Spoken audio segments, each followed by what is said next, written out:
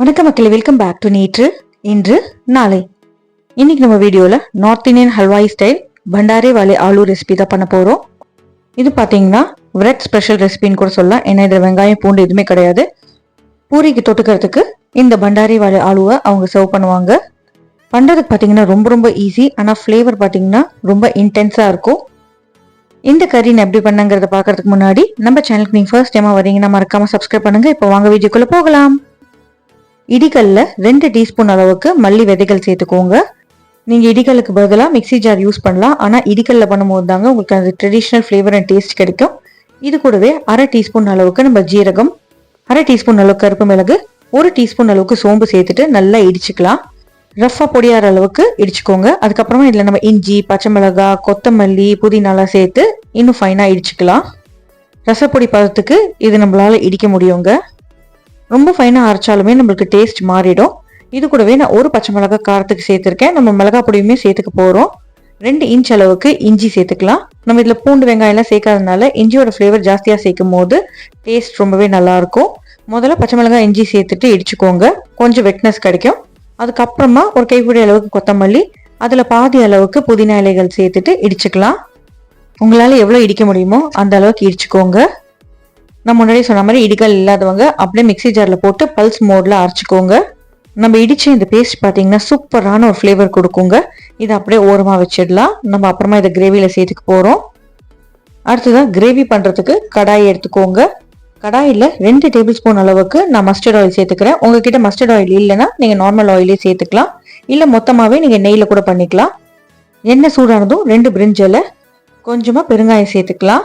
அதுக்கப்புறமா ஒரு 4 தக்காளி நல்லா அலம்பிட்டு மிக்சி ஜாரில் சேர்த்துட்டு குறைன்னு பல்ஸ் பண்ணி எடுத்து வச்சுக்கோங்க. இந்த எண்ணெயிலே நான் பொடிகள் சேர்த்துக்க போகிறேன். 1/4 டீஸ்பூனுக்கு பாதி அளவுக்கு மஞ்சள் பொடி, 1 டீஸ்பூன் காஷ்மீரி சிவப்பு மிளகாய் பொடி, 1/2 டீஸ்பூன் அளவுக்கு சாட் மசாலா, 1/2 டீஸ்பூன் கசூரி மேத்தி, 1 டீஸ்பூன் கரம் மசாலா, அப்புறம் 1 டீஸ்பூன் நெய் நான் இதிலே சேர்த்துக்கிறேங்க. இப்போ இந்த பொடி எல்லாத்தையும் ஃபியூ செகண்ட்ஸ் எண்ணெயில் ரோஸ்ட் பண்ணிங்கன்னா பச்சை வாசனை போயிடும். இந்த மாதிரி எண்ணெயிலே பொடி சேர்க்கும் போது நம்ம கிரேவிக்கு நல்ல ஒரு பிரைட் ரெட் கலர் கிடைக்கும். கிரேவிக்கு நல்ல கலர் கிடைக்கணும்னா இந்த மாதிரி எண்ணெயில் சேர்க்கணும். அதுக்கப்புறம் கடைசியாக எண்ணெயில் மிளகாய் பொடி தாளிப்பு கொடுக்கணும். இப்போ இந்த எண்ணெயில் நம்ம இடிச்சு வச்சிருக்கிற அந்த பேஸ்ட்டை சேர்த்துட்டு நல்லா வதக்கிக்கலாம். பச்சை வாசனையெல்லாம் கம்ப்ளீட்டாக போகிற வரைக்கும் வதக்கிக்கோங்க.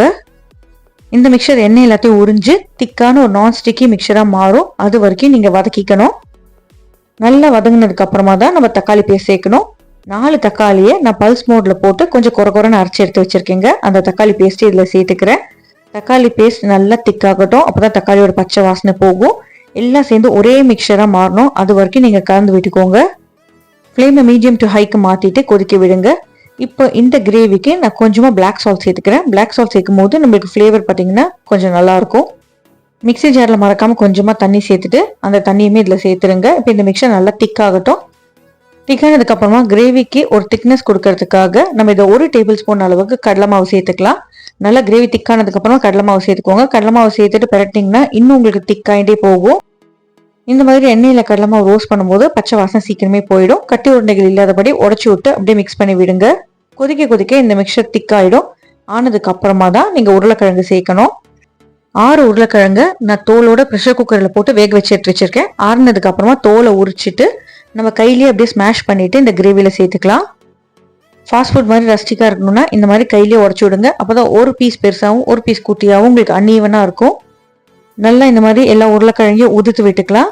இப்போ இந்த ட்ரை மிக்சரோட நம்ம சேர்த்துருக்க உருளைக்கிழங்கையுமே நம்ம அப்படியே மிக்ஸ் பண்ணி விடணுங்க. கலரை உங்களுக்கு திக்காயிட்டே போகும். பொட்டேட்டோஸுமே இந்த மிக்சரோட இந்த கடாயில் கொஞ்சம் ரோஸ்ட் ஆகட்டும். ரோஸ்ட் ஆனதுக்கு அப்புறமா நம்ம தேவையான அளவுக்கு தண்ணி சேர்த்துக்கலாம். நல்லா எல்லாம் பிளெண்ட் ஆனவங்க ஈவனாக பிளெண்ட் ஆனதுக்கு அப்புறம் தான் தண்ணி சேர்க்கணும். இப்போ இந்த கிரேவிக்கு தேவையான அளவுக்கு நம்ம உப்பு சேர்த்துக்கலாம். கொஞ்சம் தாராளமாகவே அப்படியே தண்ணி சேர்த்துட்டு மூடி போட்டு நல்லா கொதிக்க விடுங்க. அடிப்பிடிக்காமல் இருக்கிறதுக்காக தண்ணி இருக்கான்னு செக் பண்ணிட்டு அப்பப்போ நடுவில் திறந்து கலந்து விடுங்க. தேவைப்பட்டால் இன்னும் கொஞ்சம் எக்ஸ்ட்ரா வாட்டர் சேர்த்துக்கோங்க. கொதிக்கும் போதே நம்ம இதில் 2 பச்சை மிளகாயை நடுவில் ஒரு கீரல் போட்டு சேர்த்துக்கலாம். பச்சை மிளகாய் நம்மளுக்கு கொதிக்க நல்ல ஒரு ஃப்ளேவர் கொடுக்கும். இப்போ அப்படியே ஒரு மூடியை போட்டுட்டு 5லேருந்து 6 நிமிஷம் கொதிக்க விட்டுருங்க.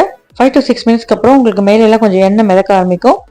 ஃபைனலாக புளிப்புக்காக 1 டீஸ்பூன் ஆம்ச்சூர் பொடி, 1 டீஸ்பூன் கரம் மசாலா, 1 டீஸ்பூன் அளவுக்கு நம்ம கசூரி மேத்தி சேர்த்துக்கலாம். இந்த மாதிரி ஃபைனலாக சேர்க்குற கரம் மசாலாவோட ஃப்ளேவர் நம்மளுக்கு நல்லா தெரியும். அதனால தான் நான் ஃபைனலாக கொஞ்சம் சேர்த்துருக்கேன். கசூரி மேத்தி ஆத்தென்டிக் நம்மளுக்கு அந்த தாபாவோட ஃப்ளேவர் கொடுக்குங்க. அதனால நல்லா க்ரஷ் பண்ணிட்டு மேலே தூவி விட்டுருங்க. கலந்து விட்டுட்டு கைப்பிடி அளவுக்கு கொத்தமல்லி இலைகளை தூவி விட்டு நீங்கள் அப்படியே சூடாக சர்வ் பண்ணலாங்க. ஃபைனலாக நீங்கள் இதுக்கு மிளகா பொடி தாளிப்பு கொடுத்தீங்கன்னா கலர் பார்க்கறதுக்கு ரொம்ப அப்படைசிங்காக இருக்கும். ரோஸ்டட் ஃப்ளேவருமே கிடைக்கும்.